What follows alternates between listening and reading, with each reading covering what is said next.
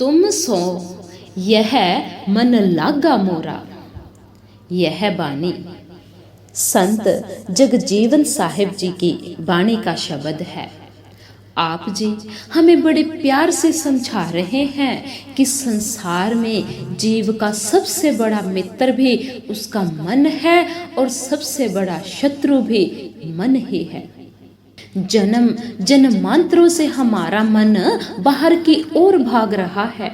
यह पांचों इंद्रियों रूप रस गंध स्पर्श शब्द के माध्यम से संसार के पदार्थों व्यक्तियों संबंधों और वासनाओं से जुड़ा आया है। मन का स्वभाव है जहां इसे रस मिलता है यह वही ठहर जाता है। लेकिन संसारी रसों की एक सीमा है। संसार का हर रस परिवर्तनशील है, नश्वर है, एक ना एक दिन खत्म हो जाना है, दुख में बदल जाना है। जब जीव सत्संग के प्रवाह से जागता है तब उसे यह बोध होता है कि संसार के किसी भी पदार्थ में सुख नहीं है, आनंद नहीं है। तब उसकी दृष्टि बदल जाती है।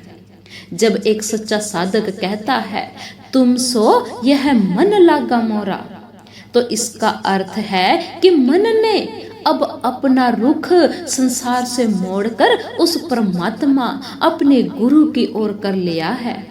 इसे ही अध्यात्मक में अंतर्मुखी होना या वैराग्य कहा गया है। मन का दिशा परिवर्तन ही पहली और अंतिम सीढ़ी है। पंक्ति का पहला शब्द है तुम सो।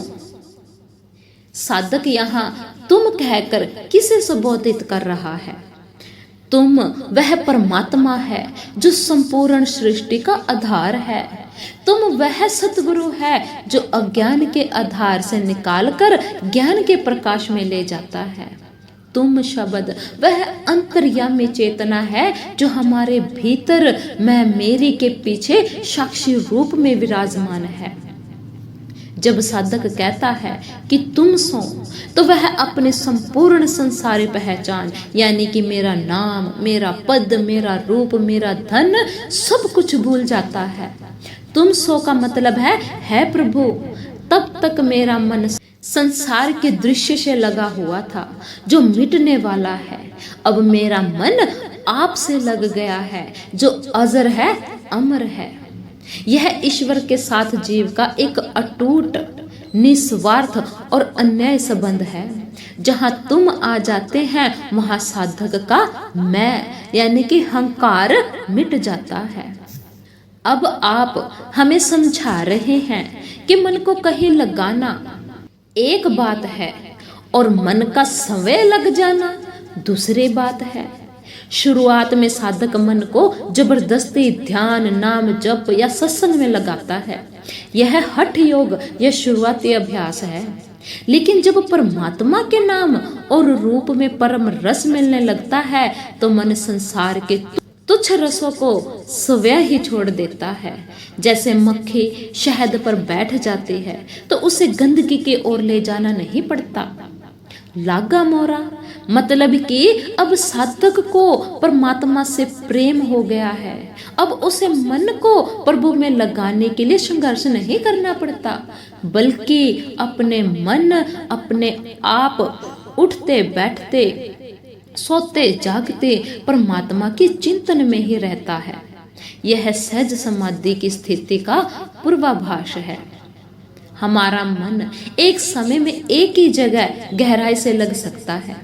जब मन संसार में पूरी तरह लगा होता है तो परमात्मा दूर प्रतीत होता है, परंतु जैसे ही मन परमात्मा में रंग जाता है तो संसार अर्थहीन और असार लगने लगता है। संत कबीर दास जी ने कहा है, जब मैं था तब हरि नहीं, अब हरि है मैं नहीं। सब अंधेरा मिट गया जब दीपक देखा माहे। जब साधक का मन तुम सो यानी कि उस परमात्मा से लग जाता है तो उसके भीतर एक अलौकिक परिवर्तन हो जाता है। मन का इधर उधर भटकना बंद हो जाता है। संसारिक चिंताओं, इच्छाओं और तृष्णाओं का जलन यानी कि दाह शांत हो जाता है। जिसे परमात्मा से प्रेम हो गया उसे फिर संसार में किसी खोने या पाने का भय नहीं रहता।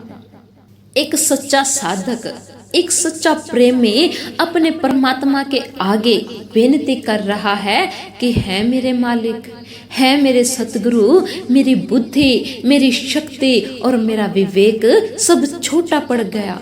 संसार के सारे धोखे देखकर, आप अपनी सारी कमियों को पहचान कर अब मैंने अपने मन की डोर आपके चरणों में सौंप दी है। अब यह मन केवल और केवल आपका ही है। इसी दुनिया का कोई भी आकर्षण मुझे छीन ना पाए। यहाँ साधक स्वीकार करता है कि मन का परमात्मा में लगना भी जीव के अपने बल की बात नहीं है, यह भी प्रभु कृपा का ही फल है। जब प्रभु परमात्मा अपनी दया मेहर करते हैं तभी जीव का मन संसार से हटता है और उसके पावन चरणों में लगता है। इसलिए संत जगजीवन दास जी पहले ही पंक्ति में कह रहे हैं, तुम सो यह मन लागा मोरा।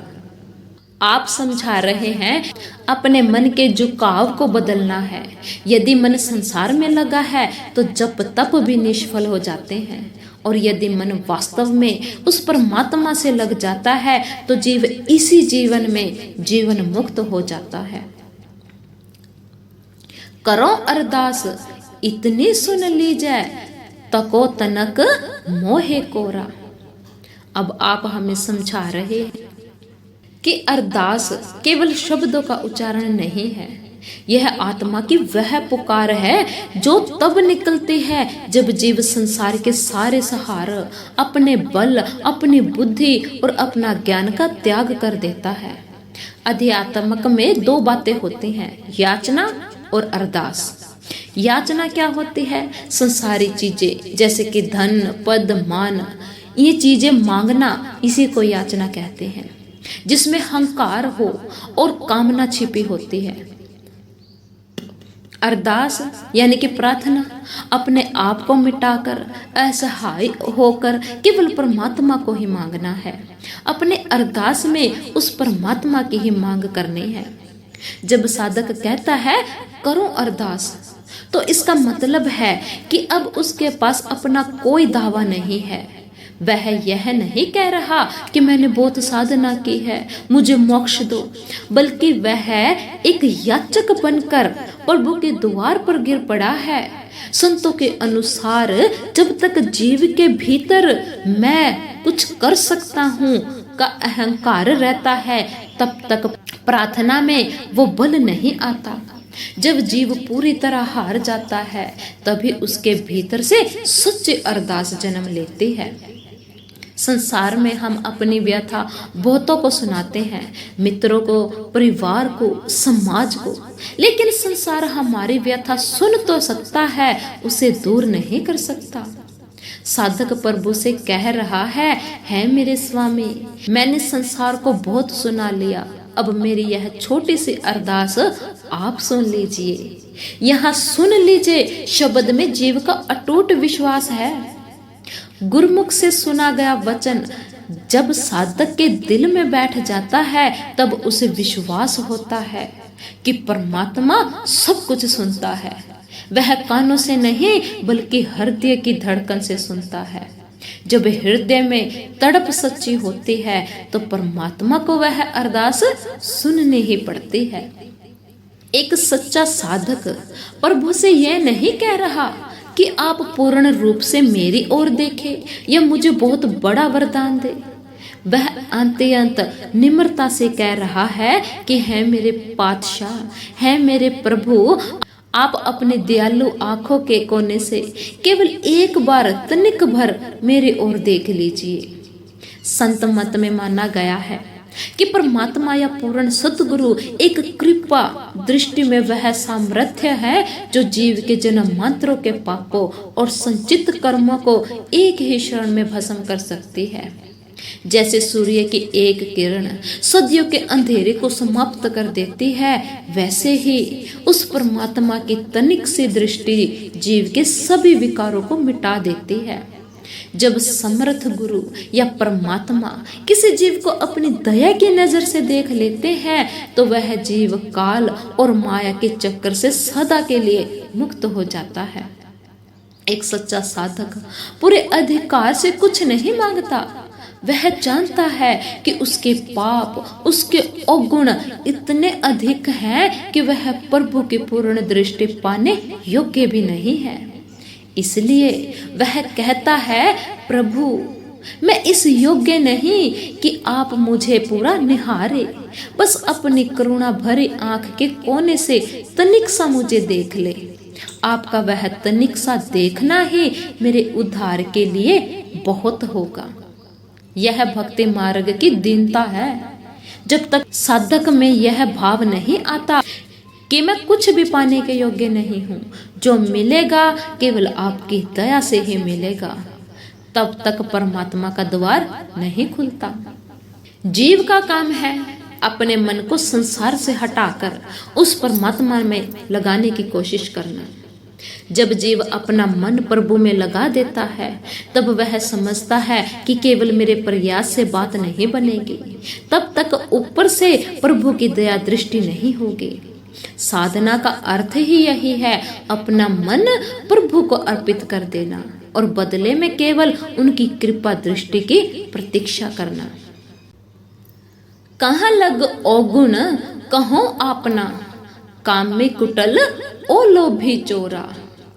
अब आप हमें समझा रहे हैं कि एक सच्चा साधक कहता है कि है मेरे प्रभु, मैं अपने अवगुण, अपने दोषों का बखान कहाँ तक करूं, उनकी कोई सीमा ही नहीं है। जब कोई व्यक्ति अज्ञान और संसार के अंधेरे में रहता है तो उसे अपने भीतर कोई बुराई नजर नहीं आती। वह समय को ही हमेशा अच्छा और दूसरों को बुरा समझता है। लेकिन जैसे ही सत्संग और ध्यान के माध्यम से उसके भीतर ईश्वर के नाम का प्रकाश प्रवेश करता है, उसे अपने मन के कोने कोने में जमा कचरा यानी कि काम, क्रोध, लोभ, मोह, अहंकार दिखाई देने लगता है। जैसे अंधेरे कमरे में धूल उड़ती हुई नहीं दिखती, लेकिन जैसे ही खिड़की से धूप की एक किरण आती है उसमें करोड़ों धूल के कण तैरते हुए दिखने लगते हैं। ठीक उसी तरह प्रभु के समीप आते ही साधक को अपने अनंत अवगुण दिखाई देने लगते हैं। इसलिए वह कहता है, कहाँ लग अवगुण कहो अपना। मेरे दोष अनगिनत हैं, मेरे कर्म जन्मों जन्मों से मेरे चिंबड़े हुए हैं। आप समझा रहे हैं कि मन की 4 सबसे बड़ी बीमारियां हैं। पहली है कामी। काम का मतलब है केवल शारीरिक वासना नहीं, अध्यात्मक में मन की हर वह वृत्ति काम्य है जो परमात्मा को छोड़कर संसार के नश्वर पदार्थों, रूपों और भोगों में सुख खोजते हैं। साधक स्वीकार करता है कि उसका मन संसार के रसों में भटकता रहता है। दूसरा है कुटिल। कुटिलता का मतलब है छलावा, दोहरा चरित्र। मन बाहर से कुछ और दिखता है और भीतर से कुछ और। साधक स्वीकार करता है कि है प्रभु, मैं दुनिया के सामने धार्मिक और सज्जन बनने का ढोंग करता हूँ, लेकिन मेरे भीतर छल कपट है और चालाकी भरी पड़ी है। मेरी कथने और करने में बहुत अंतर है। तीसरा है लोभी।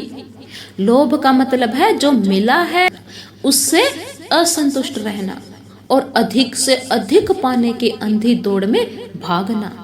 साधक कहता है कि उसका मन तृष्णा से भरा है। ईश्वर ने जो दिया उसका धन्यवाद करने के बजाय मन हमेशा संसार की ओर चीजें बटोरने में लगा रहता है। चौथा है चोरा। चोर कौन है? जो परमात्मा की दी हुई सांसें, शक्ति, बुद्धि का उपयोग करके संसार के भोग भोगता है, लेकिन उसका श्रेय परमात्मा को ना देकर खुद को देता है। वह अध्यात्म का सबसे बड़ा चोर है। जो प्रभु के समय और साधना के समय को चुराकर संसार के व्यर्थ के कामों में गवा देता है, वह चोरा है। इसीलिए आप समझा रहे हैं कि उस परमात्मा को चतुर चालाक लोग पसंद नहीं आते। जो व्यक्ति प्रभु के सामने भी अपनी अच्छाइयों का बखान करता है, जैसे मैंने इतना दान किया, मैंने इतना जप किया, इतना पूजा पाठ किया, उसका अहंकार बना रहता है।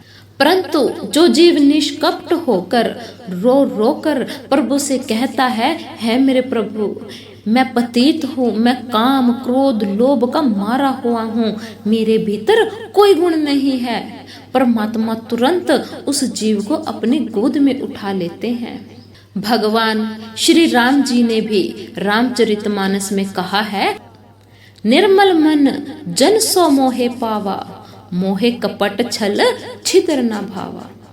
जब साधक अपने दोषों को सच सच स्वीकार कर लेता है तो उसका मन निर्मल सच्चा हो जाता है। आप समझा रहे हैं कि जब हम अपनी कमियों को स्वीकार करना सीख जाते हैं तब हमारे भीतर से अहंकार मिटता है, और जहाँ से अहंकार मिटता है वहीं से परमात्मा का नाम शुरू हो जाता है। साधक प्रभु से कहता है नाथ, मैं अवगुणा के खान हूँ, फिर भी आपका ही हूँ, जैसा भी हूँ, अच्छा हूँ माड़ा हूँ, आपका ही हूँ। अब आप ही इस काम्य कुटिल और लोभी मन को पावन बना दीजिए। तब के अब के बहु गुना भय, नाहि अंत कछु छोरा। आप समझा रहे हैं तब के, इसका मतलब है 84 लाख जुनियों में भटकते हुए ना जाने कितने जन्मों से संचित किए गए पाप कर्म जीव ना जाने कितने बार पशु पक्षी कीट पतंगा बना और अज्ञानता में ना जाने कितने अपराध कर बैठा। अब के इसका मतलब है यह दुर्लभ मनुष्य शरीर जो प्रभु को पाने के लिए मिला था, पाने के बाद भी ज्ञान और विवेक मिलने के बावजूद भी जो गलतियां और पाप हमने इस जन्म में किए हैं।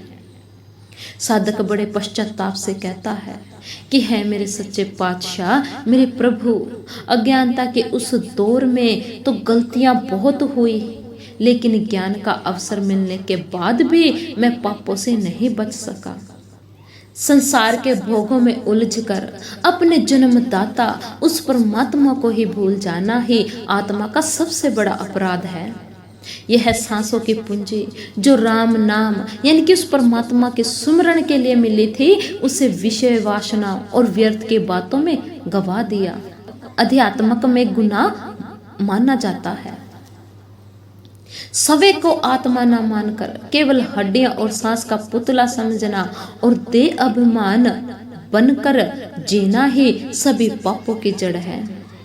साधक स्वीकार करता है कि ऐसे सूक्ष्म और स्थूल गुनाह उससे अनगणित बार हुए हैं। साधक कहता है ना ही अंत कछु छोरा, यानी कि मेरे गुनाह मेरी गलतियां को कोई अंत ही नहीं है। मैंने पाप करने में कोई सीमा ही नहीं छोड़ी, कोई कसर ही नहीं छोड़ी। जब तक मनुष्य को लगता है कि मैं बहुत कम पाप किए हैं या मैं दूसरों से बेहतर हूं, तब तक उसके भीतर अहंकार बना ही रहता है।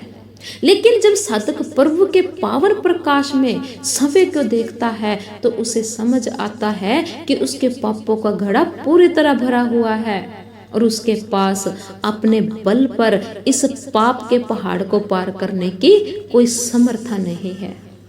यह अवस्था साधक को पूर्ण असहायता में ले जाती है और अध्यात्मक में जब जीव अपने असहायता को पूरी तरह स्वीकार कर लेता है तभी परमात्मा का द्वार खुलता है, तभी वह परमात्मा बांह पकड़ता है।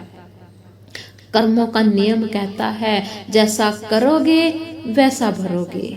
जो बीज बोया है उसका फल भुगतना ही पड़ेगा।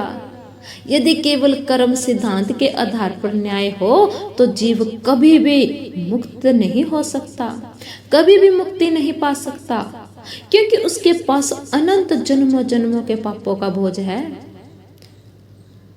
वह कितना भी जप तप कर ले, कितने भी पुण्य दान कर ले, कितने अपने पुराने पापों की भरपाई कर ले, अपने बल पर कभी भी वह उस परमात्मा को नहीं पा सकता, अपने कर्मों को नहीं खत्म कर सकता। इसलिए एक सच्चा साधक कहता है कि मेरे गुनाहों का कोई अंत नहीं है, इसलिए वह कर्म के न्याय को छोड़कर उस परमात्मा की कृपा की शरण में जा रहा है।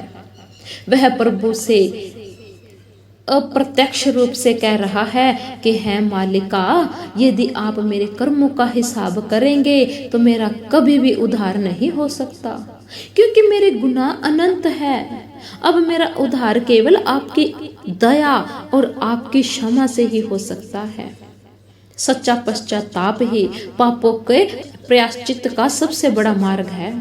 जब साधक बिना किसी बहाने के, बिना किसी सफाई के परमात्मा के सामने रोकर अपने अनंत पापों को स्वीकार कर लेता है, ना ही अंत कछु छोड़ा, तो यह पश्चाताप उसके मन के सारे मैल को जलाकर राख कर देता है।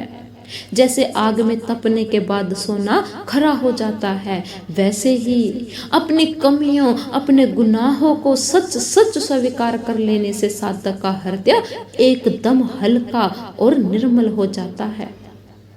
संत तुलसीदास जी ने भी फरमाया है, तुलसीदास पतित पावन बिन सोहत नाहे करोरा। इसलिए आप समझा रहे हैं कि यह भ्रम छोड़ दो कि तुम अपने पुण्य कर्मों के बल पर उस परमात्मा को खरीद सकते हो। यह स्वीकार करो कि हम गुनाहों के पुतले हैं और केवल प्रभु की क्षमा और कृपा से ही हम बच सकते हैं। जब जीव अपने अनगिनत पापों का बोध करके उस परमात्मा के चरणों में गिर जाता है, तब वह परमात्मा अपने न्याय के बही खाते को फाड़ देते हैं और अपने करुणा से जीव को गले लगा लेते हैं। साईं अब गुनाह सब मेटै चित्तै अपनी ओरा। आप समझा रहे हैं कि साईं का मतलब क्या है। साईं का मतलब है जो मेरा रक्षक है, जो मेरा मालिक है, जो मेरी हर सांस का स्वामी है। साधक प्रभु को किसी कठोर न्यायाधीश के रूप में नहीं देख रहा, बल्कि अपने परम पिता, अपने माँ, अपने सतगुरु के रूप में देख रहा है। एक बच्चा जब कोई अपराध या गलती कर बैठता है तो वह किसी अजनबी के सामने नहीं रोता, वह अपने माँ की गोद में जाकर रोता है, क्योंकि वह जानता है कि माँ डांट सकती है लेकिन त्याग नहीं सकती। साईं कहकर पुकारने में वही बालक जैसा भाव छिपा है। जब जीव पूर्ण रूप से जाग जाता है और अपने हार स्वीकार कर लेता है तो परमात्मा उसके अतीत को नहीं देखते। परमात्मा यह देखते हैं कि अब यह जीव मेरे सामने निष्कपट होकर खड़ा है। आप फरमा रहे हैं गुनाह सब मिटा, यानी कि मेरे सारे पापों को मिटा दीजिए। यह मिटाने का मतलब केवल माफ कर देना नहीं है, बल्कि कर्मों के बीज को जड़ से खत्म कर देना है। संत महात्मा समझाते हैं कि जीव के अपने बल से कर्मों का हिसाब कभी भी चुकता नहीं हो सकता। एक कर्म का फल भोगने के चक्कर में 10 नए कर्म बन जाते हैं। यह सिलसिला कभी खत्म ही नहीं होता। लेकिन परमात्मा का नाम, उनकी कृपा अग्नि के समान है। जैसे आग में डाला गया बीज फिर कभी अंकुरित नहीं हो सकता, वैसे ही जब परमात्मा किसी जीव के पापों को मेट देते हैं तो उसके जन्म मात्रों के संचित कर्मों का बही खाता सदा के लिए जलकर भस्म हो जाता है। इसलिए सच्चा साधक कहता है मेरे साईं, जब आप मेरा न्याय करने लगे तो मेरी कमियों को मत देखना, क्योंकि यदि आप मेरी ओर देखोगे तो मुझे केवल नरक या 84 लाख योनियों का ही दुख मिलेगा। आप केवल अपनी ओरा। आप कौन है? आप पतित पावन, पापियों को पावन करने वाले हैं। आप करुणा के सागर हैं। आप दीन बंधु हो। आप अपने उस महानता, अपने उस क्षमाशील स्वभाव और अपने उस प्रतिज्ञा को देकर मुझे क्षमा कर दीजिए। संत तुलसीदास जी फरमा रहे हैं, मौसम दीन ना दिन बंधु कहो, मैं समपात के ना पाप न सावन। आप समझा रहे हैं संसार में न्याय चलता है कि जैसा करोगे वैसा भरोगे। लेकिन परमात्मा के दरबार में भक्ति मार्ग पर न्याय से बड़ा कृपा का विधान चलता है। इसलिए आप समझाते हैं हमारे पाप चाहे कितने भी बड़े क्यों ना हो, परमात्मा की कृपा करने की सामर्थ्य हमारे पापों से अनंत गुना बड़ी है। हमें अपने बल का घमंड छोड़कर उस परमात्मा यानी कि पतित पावन स्वभाव का आश्रय लेना चाहिए।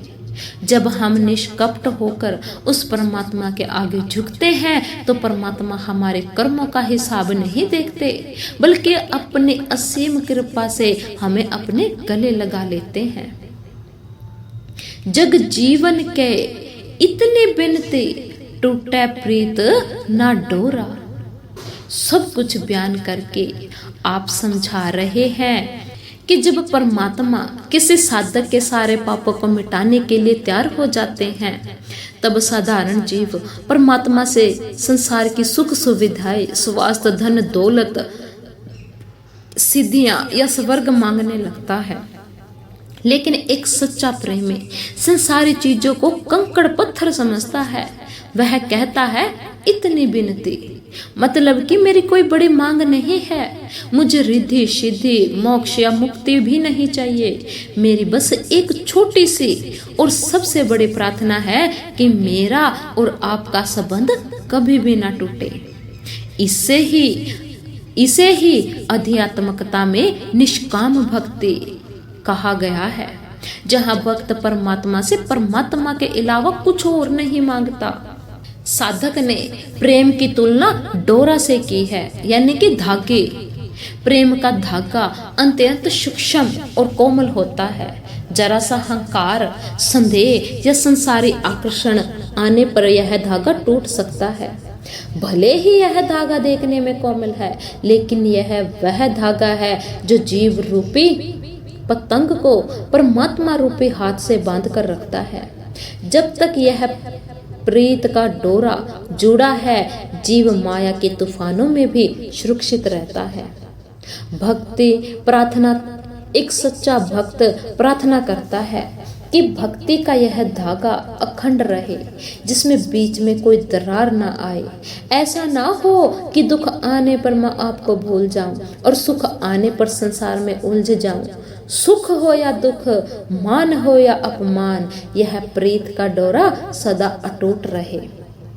आप समझाते हैं कि संसार के सारे रिश्ते प्रेम स्वार्थ पर टिके हैं। जरा सा स्वार्थ टकराया नहीं कि संसार के प्रेम का धागा टूट जाता है। मौत आते ही संसार के सारे संबंध टूट जाते हैं।